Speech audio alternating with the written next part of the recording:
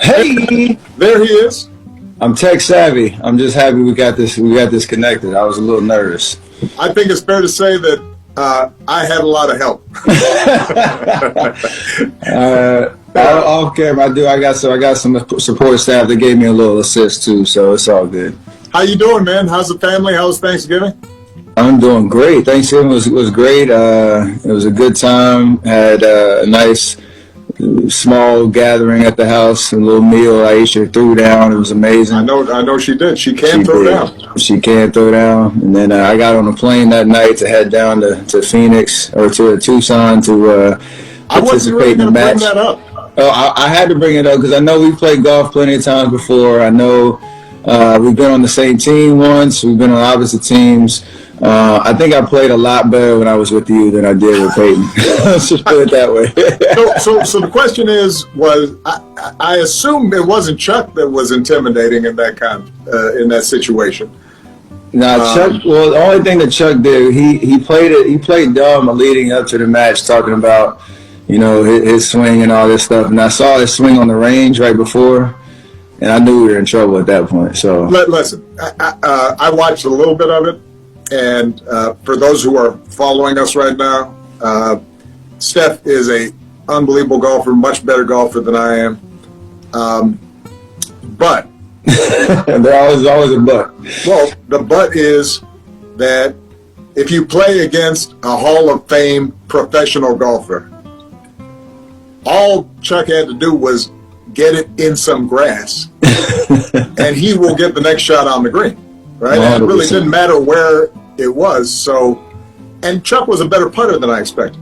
That is for sure. He definitely put anywhere around the green. He knew exactly what to do. So, if you hit a 7-iron off a par 5, I think Phil's coming up and gonna do his thing. That's what I knew. We got the first hole. It was all downhill from there. So I just need to get back with you. Yeah, I just need to get back with you and get my confidence back. That's all. We'll make that happen. Absolutely. I appreciate you taking some time to talk to me. I know you're a busy man. I know you have a lot going on and a lot of wisdom to share with a lot of different people. But obviously, I got this little amazing piece of work back here, and I know you have a lot of experiences and part of your journey to share. So I kind of wanted to kind of take a little step by step and some of the themes that are important to you and that you want to share with the people through your book and obviously through this IG. So speaking of like the pressures that we all feel like we face, I know as fathers, whatever career path you've chosen, trying to provide for your family, there's always that balance of pressure, right, between finding success in your career versus, being there, being present with your family. Right. And I can't imagine if we feel this, as a professional athlete and any other walk of life, that as the president of the United States, that was, it felt exponentially higher. And I just kind of want to start there in terms of, having been through 8 years of your presidency and now, out of office, how would you frame that experience of balancing all the pressures in life, knowing that you wanted to succeed at everything? Well, look, I think that a lot of the book, it talks about the fact that although the White House is obviously different and the presidency is different, in a lot of ways it's a job, and the White House was where my family was living, and the same kinds of issues that I think we all struggle with, that was part of our journey. I'm pretty blunt in the book about the fact that a lot of times during my political career, Michelle wasn't feeling the amount of time and stress that I had to devote to what I was doing. She believed in the work, but she also felt as if, this was exposing our family to stresses and putting us out there in ways that she didn't always feel comfortable with. I'm pretty honest in the book about, she was not wild about me running for president. And I don't blame her because we had already gone through a lot. Even before I'd run for president, I'd been involved in a U.S. Senate race, and I was traveling the country and missing, events at home, and the burden was on her because one difference between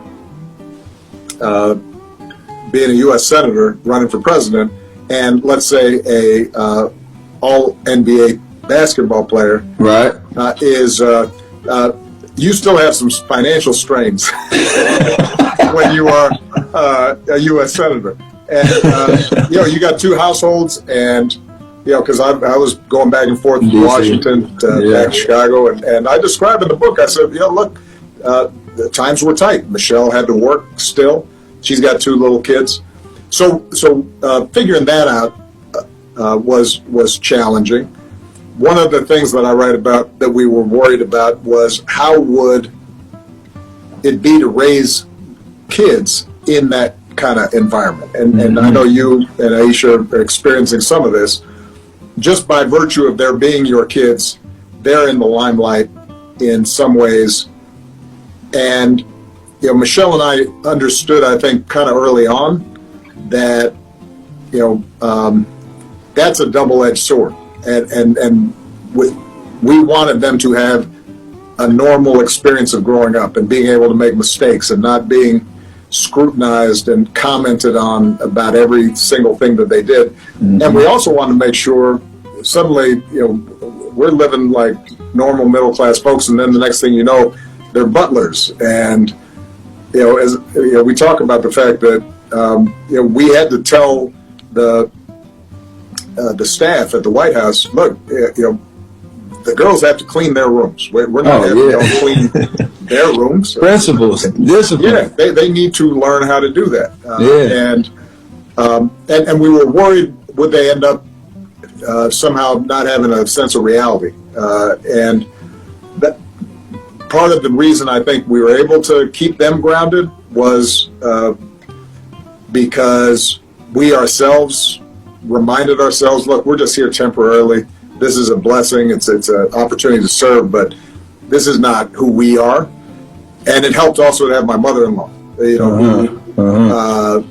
Anybody who knows Michelle's mom, she's like salt of the earth, no pretension, wouldn't put up with any kind of attitudes or fuss out of Malia and Sasha, and that really helped. And I'm sure you guys with your grandparents can be lifesavers. They can. They have been in our experience for sure. Absolutely. Especially when they carry the same temperament and perspective as you in terms of not getting too big headed. Like you have the highest office in the land, and that could mean a lot of great things. But your kids don't have them. They don't have that. That's my mother-in-law literally said that to Malia and Sasha. They were acting up one time, and she looked at him and she said, y'all do understand you haven't done nothing. Y'all are just along for the ride. So it's real talk, though. Yeah, I mean, if you get elected president someday, maybe you can tell me what to do. Yeah, but not now.